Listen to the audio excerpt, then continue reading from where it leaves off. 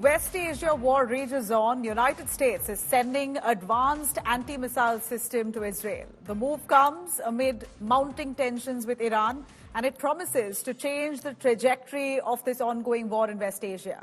Here's our detailed report.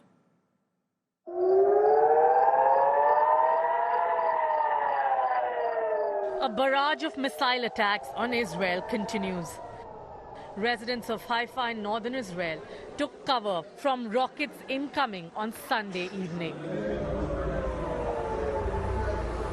Sirens and explosions were heard and interceptions were seen over the Kafar Kara, 22 miles from Haifa on Monday morning.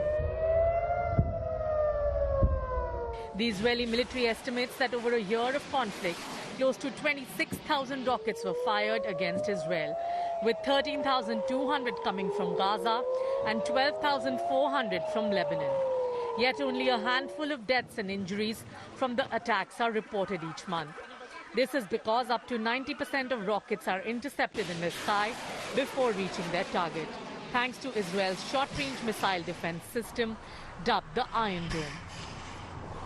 While the Iron Dome came as a satisfying answer to the threat posed by rockets, ballistic missiles such as those fired by Iran against Israel on 13th April and then again on 1st October represent a different challenge.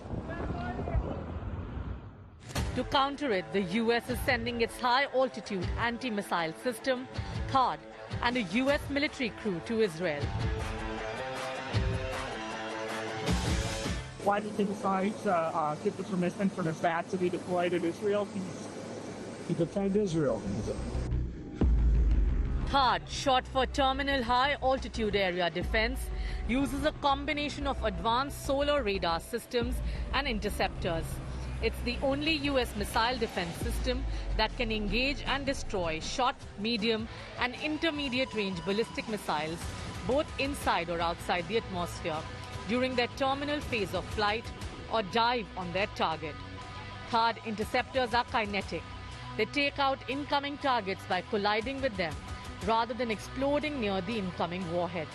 According to a report by the Congressional Research Service, the United States military has 7 THAAD batteries. Each of these consists of 6 truck-mounted launchers with 8 interceptors apiece, a powerful radar system, and a fire control and communications component. One of those prized batteries is now being dispatched to Israel to help bolster its already impressive ability to counter incoming missiles. With Gaurav Sawant in Haifa, Bureau Report, India Today.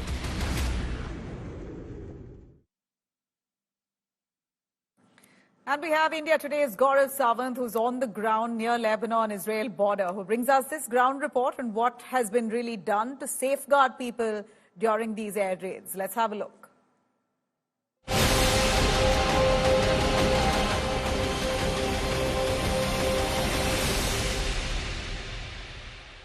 Everybody is now lying in a ditch. That's the only way to stay safe here. People are in ditches on the side of the road. All vehicles have stopped because after the air raid siren went up, everybody very calmly, they just stopped their cars on the highway, ignition on, headlights on, because the main thing is your own safety. Little children and their mobile phone, the iron domes are going up. Rockets are coming. We are very close, very close to the Lebanon-Israel border. We were going back from the border, and that's the time that this air raid siren was sounded, and people are very calmly filming the situation. But as you look around, everyone is covering their heads and lying down inside the ditch, because when the rocket falls, it rises, shrapnel rise at a 40-degree angle. So you just have to lie flat next to anything like this, and that's the best way that you can stay safe. But now that there is an all clear, see, people will now start to gradually walk towards their cars, get into their cars, and as quickly as possible walk out of harm's way. Gaurav Sawant at the Israel-Lebanon border for India Today.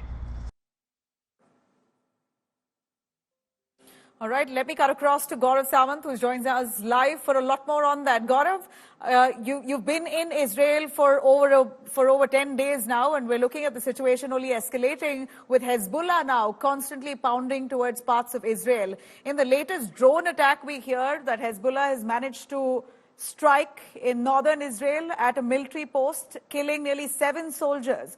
Would you be able to confirm? And also at this point, Israel receiving additional military and ammunition support from the United States? So the situation is very precarious. You're absolutely right. Unfortunately, 4 soldiers were killed when a drone managed to evade the missile defense shield of Israel and hit the Golani Brigade training base.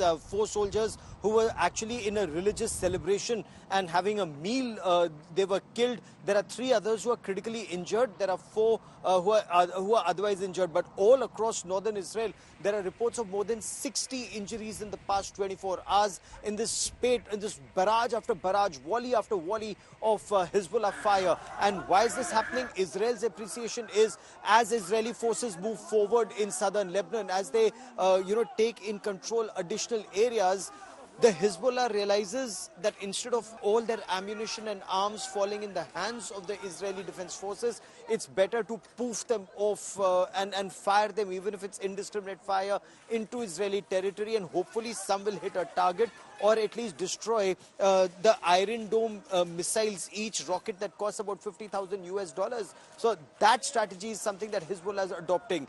What we know as of now is Israel is prepared to decimate. It's no longer just degrade, but decimate Hamas in the south, degrade Hezbollah's warfighting capabilities in the north, especially in that buffer belt that it wants to create till the Litani River, and ensure people in the north can get back to their homes. Either have the United Nations, because UNIFIL has also been asked to move back 5 kilometers by Benjamin Netanyahu, saying how can Hezbollah have tunnels barely 100 meters from where the United Nations is holding its bases. That would mean either the UN is not doing its job or the authorities in Lebanon are not doing their job, that Hezbollah is able to make tunnels inside or very close to UN bases, or Israeli soldiers are targeted very close to where the Hezbollah, where the UN is. So that is why UN should not be held hostage. But the fact that you mentioned THAAD is being brought in, and this terminal high altitude area defense shield, this promises to be an absolute game changer, and in a way it helps the missile defense shield, and the fighter jets of Israeli Air Force, so that they do not get overwhelmed once Israel strikes Iran, so that there's no counter strike by Iran, or that counter strike by Iran does not cause damage here